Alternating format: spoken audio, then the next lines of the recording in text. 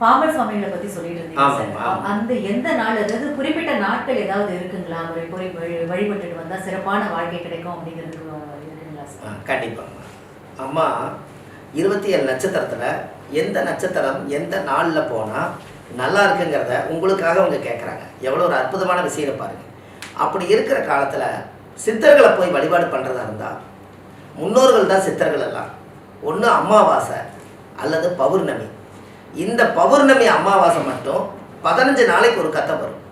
அப்படி வர்றதில் இருக்கிறதுலையே பௌர்ணமி வந்து சந்திரன் ராகு சேர்க்கை இருக்கிறவங்களுக்கு சந்திரனுடைய சக்தி அந்த கடலோலையில் வந்து கடலோட அலையில் வந்து இறங்கும் நாள் பௌர்ணமி தான்.